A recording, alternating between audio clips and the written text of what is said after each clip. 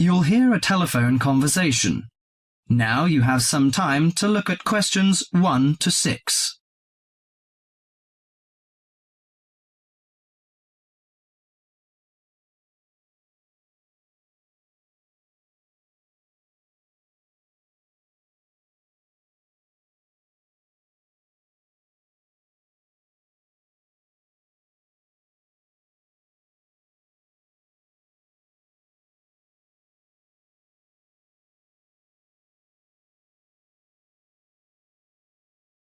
Listen to the conversation and answer questions 1 to 6. Good morning, Country Comfort Albury. Oh, hi. I'd like some information, please. I'd like to find a double room to stay for the weekend. What kind of rooms do you have? Well, we provide a variety range of accommodation depending upon your likes. The guest house room costs $45 per night. It provides air conditioning and shower, and a waterfront room costs $80 per night.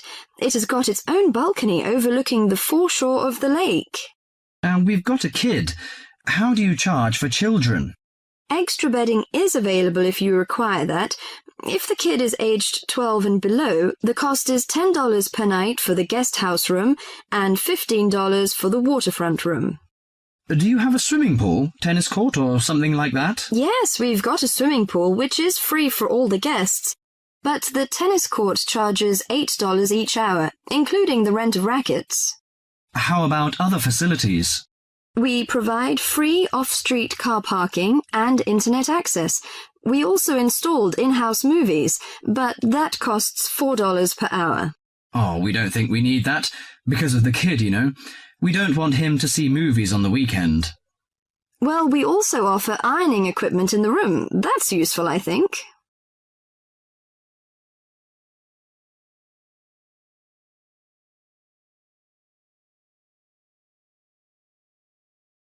Before listening to the rest of the conversation, you have some time to go through the questions 7 to 10.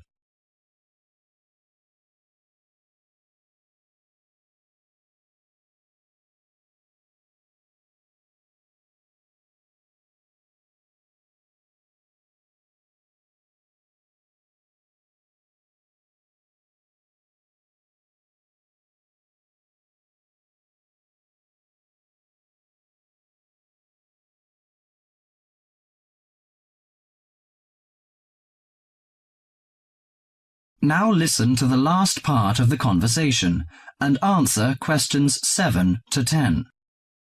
Great! Could you tell me the address? How do we get there? Yes, it's Country Comfort Albury, Albury, at 648 Dean Street, New South Wales. 648 Dean Street, Dean, is that right? Yes. Well, I wonder what activities are available there in this season. You know, we want to have an indulgent weekend in the boring winter. Oh, you'll not get bored here. You know, Albury is the perfect base for alpine skiing. Besides that, winter's frosty alpine air encourages walks through mist-laden valleys. You can walk alongside rushing streams and waterfalls. After returning to the warm and comfortable lounge, you can sit by the open fire. I think this is the ideal time of year to nourish your body at the Salus Spa. The idea of skiing doesn't appeal to me very much, but it sounds good to have a relaxing walk through the valleys. Maybe after that, I'll have a massage and some soaking in the spa.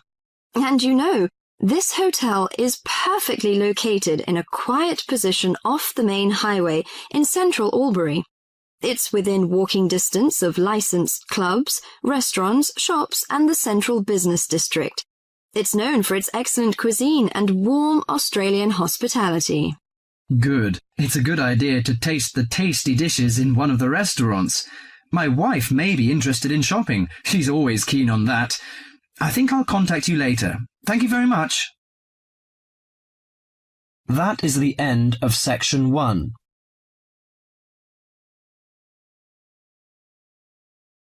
You now have half a minute to check your answers.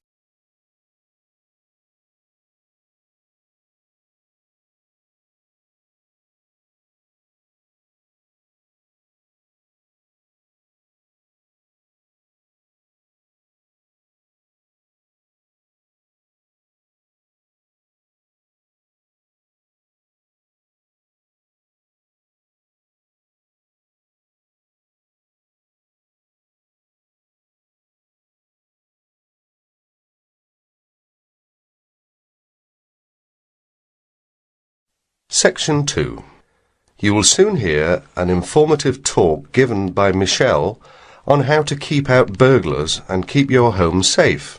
Before you listen, you have a chance to read questions 11 to 16.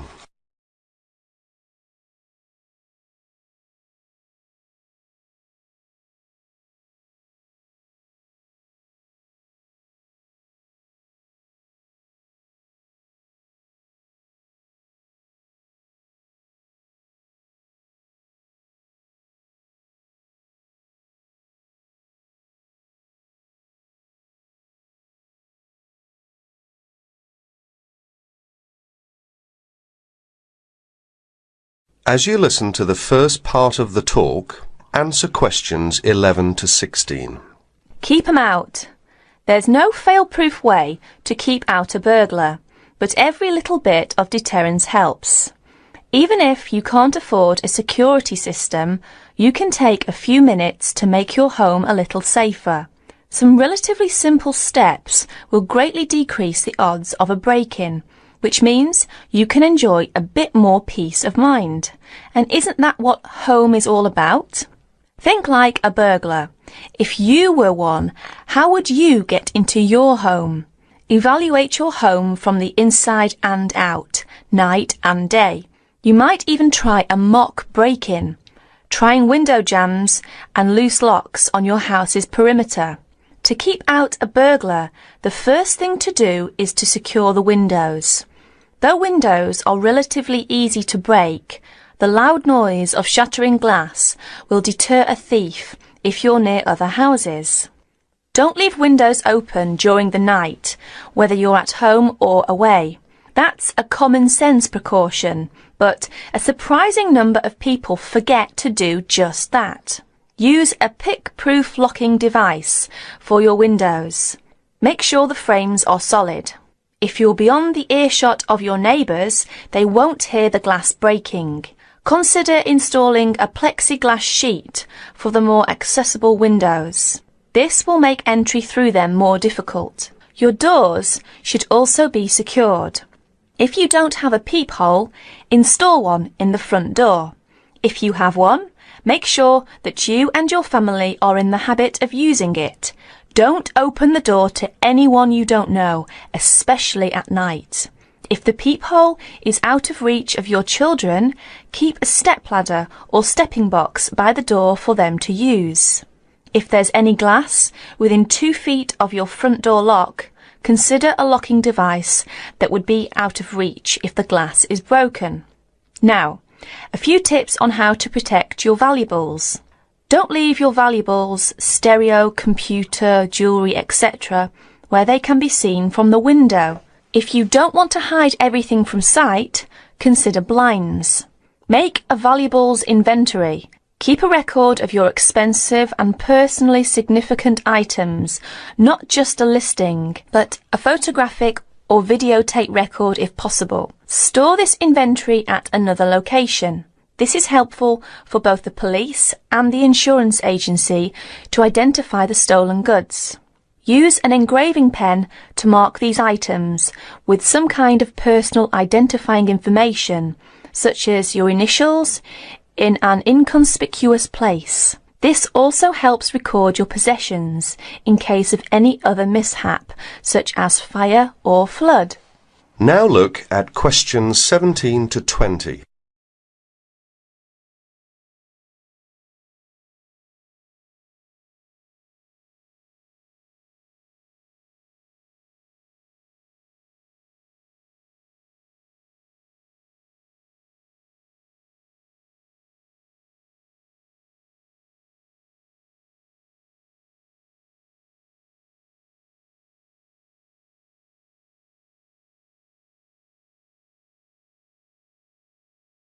As the talk continues, answer questions 17 to 20.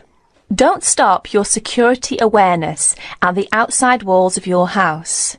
Your yard areas, if any, also deserve your attention.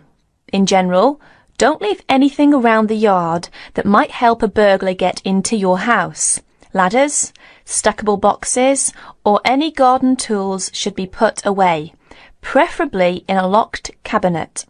Install a light in your yard that is sensitive to movement. Place it high and out of reach. Trim hedges or bushes that are near doors or windows. These can be good hiding places.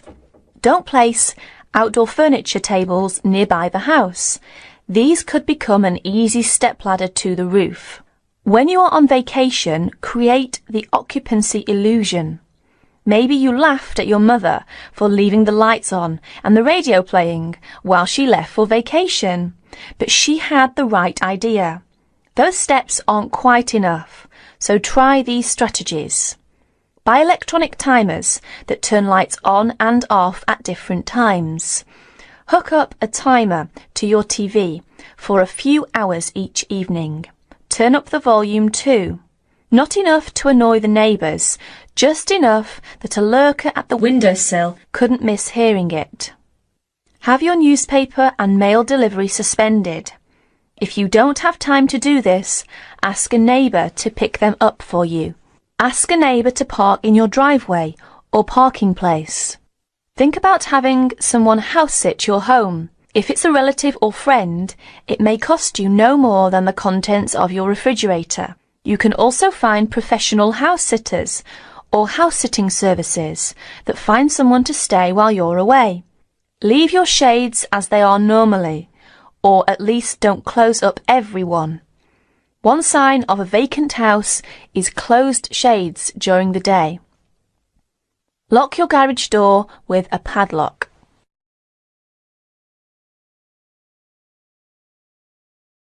That is the end of section 2. You will have half a minute to check your answers.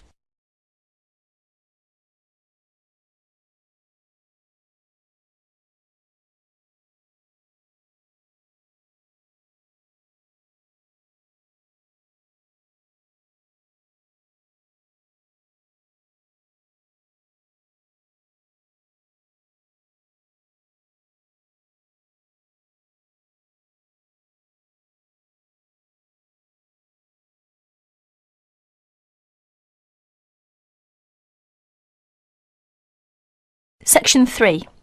Mr. Jackson, who feels that he is physically unfit, is consulting with his doctor about his health condition.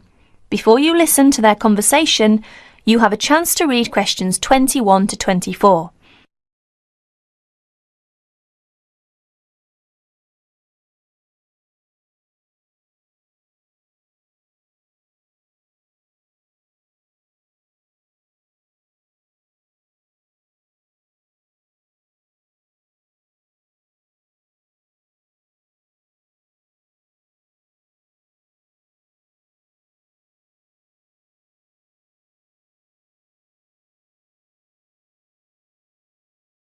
Now please listen to the recording and answer questions 21 to 24.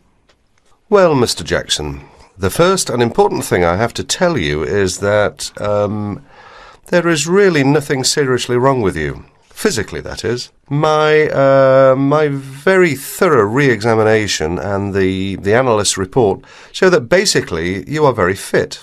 Yes, very fit. So, why is it, Doctor, that I'm always so nervy, tense, ready to jump on anybody? My wife, children, colleagues. I think your condition has a lot to do with, shall we call it, way of life, habits? Way of life? Habits? Yes, now tell me, Mr. Jackson, you smoke, don't you?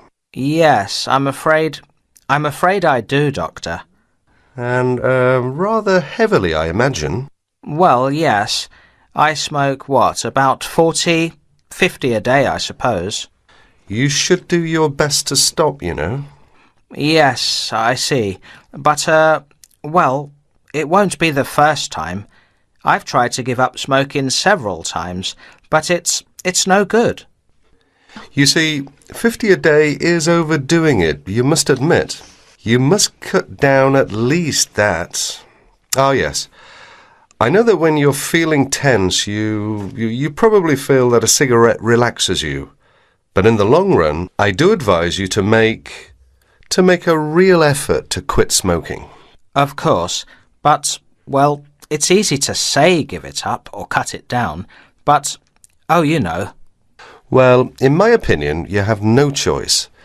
Either you make a real effort or there's no real chance of your feeling better. You see, well, obviously I could prescribe some kind of tranquilizer, but would that help?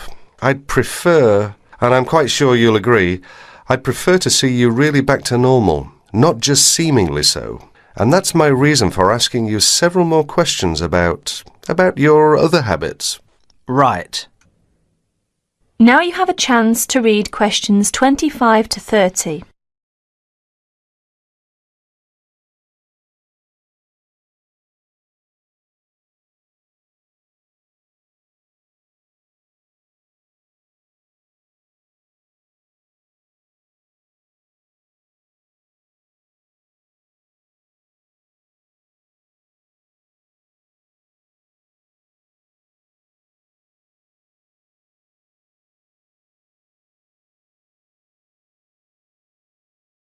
As you listen to more of their conversation, answer questions 25 to 30. Your eating habits, for example. What do you eat normally, during a normal day? Yes, well, I'm a good eater. Yes, I'd say I'm a good eater. Now let's see. Up at 8 in the morning, and my wife has a good breakfast ready. A good breakfast. The usual. A cereal followed by bacon and eggs with fried bread and perhaps a tomato or two. Then toast and marmalade, all washed down with a couple of cups of tea. Yes, I really enjoy my breakfast. Yes, I can see you do, but I'd advise you to eat rather less. We'll come to that later. Go on. Then lunch. No, first brunch. A cup of coffee and a bun at 11. Lunch has to be quick, because there's so much to do in the office about that time, so I have a pint and a sandwich in the pub. All very hurried. Try to be in less of a hurry. But I make up for it in the evening. I get home at about 7. Dinner's around about 8. Yes, my wife's an excellent cook. Excellent.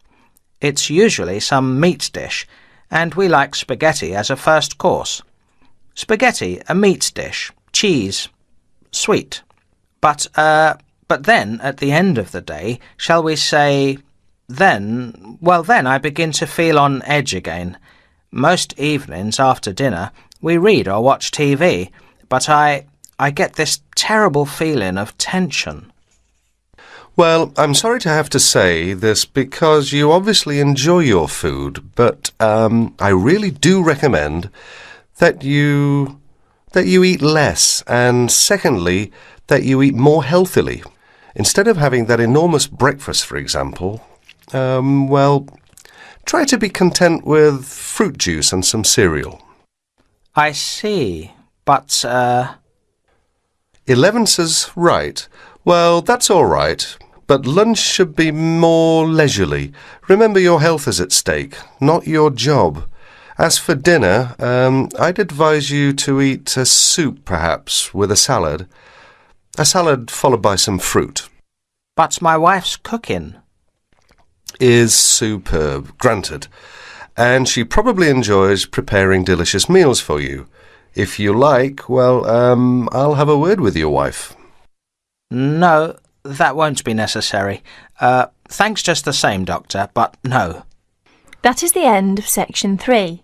You now have 30 seconds to check your answers.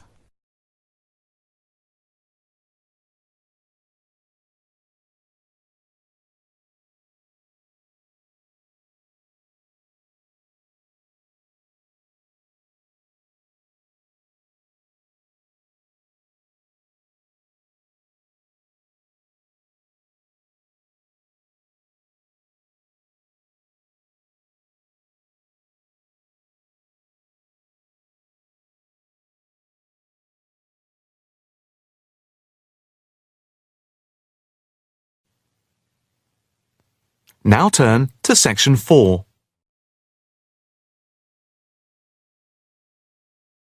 Section 4. You will hear a talk on the effect of architecture on people's mood. First, you have some time to look at questions 31 to 40.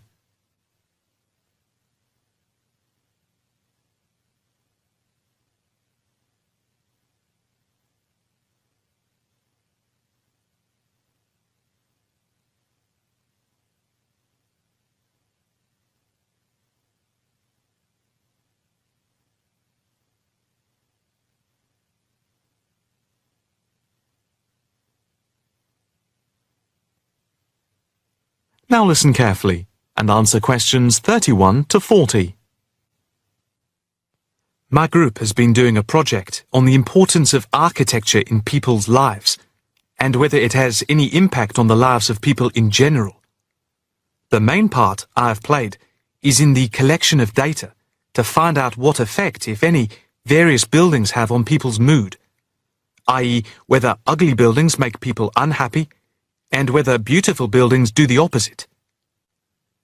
We had originally thought of starting measuring people's reactions by using a questionnaire with about 40 questions, which we were going to hand out to people, including students at the university. But we were worried that doing the questionnaire would be too time-consuming for people to fill in, so we gave up the idea.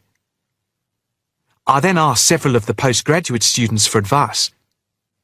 One of them came up with the simple idea of showing people images of various buildings from different eras and styles, instead of giving out the questionnaire, and asking them to indicate how they felt on a scale of 1 to 5 about the images, where 1 was unhappy and 5 was very happy. People would also be given the option of not saying what they felt. Using the scale meant that it would be much simpler to record people's reactions. I decided to follow this advice, and so the first stage was to collect a large number of images. I used Google to print off colour images of views of houses and apartment blocks where people live, and different types of buildings where they work. I started with about 30 or 40, and then reduced them to 10 images. Media resources in the Amory building at the Judd Street branch of the university helped me produce the final images. I had them blown up to A4 size, and we used colour rather than black and white to make the detail on the images clearer. We made 5 sets of images, and for protection when handling, we pasted the images onto hard card. Then, using a machine to wrap them with plastic, we laminated the cards. 5 of us targeted different age groups. We went to a local school where we obtained permission to ask a group of teenagers between 11 and 18. We also asked a sample of the general public, including tourists from all over the world, as they exited the Tate Modern in London, what they thought. We aimed to ask people from different age groups, namely 20 to 40 and 50 and over. What our group learnt most from the project was first of all the value of teamwork. And secondly, we found that we had to appoint a leader to stop us pulling in different directions and falling apart. So this turned out to be an invaluable lesson for all of us. As to the findings, for us they proved intriguing. In the end, the sample consisted of 311 respondents. I thought initially that people wouldn't be interested in taking part. With the youngest age group, their reaction was very mixed. It was clear that the youngest group had no pattern of preference at all, as they frequently gave no reaction to the pictures. For the 20 to 40 age group, we found that they tended to score more in the middle range, around 3. We found that out of the 3 groups, the most likely to be favourably affected by the images, that is, they were more likely to score the images as 5, were those aged 50 and above. And nobody in this age group failed to say what their reaction was, which was unique for the 3 groups. In total, I have to say that about 71 people indicated that they had no reaction at all to an image. Our general conclusion is that we need to find out more about why people react as they do, by perhaps giving them a chance to give reasons for their decisions. I would like to finish there, and give my teammates a chance to add anything I've missed, or take any questions or suggestions.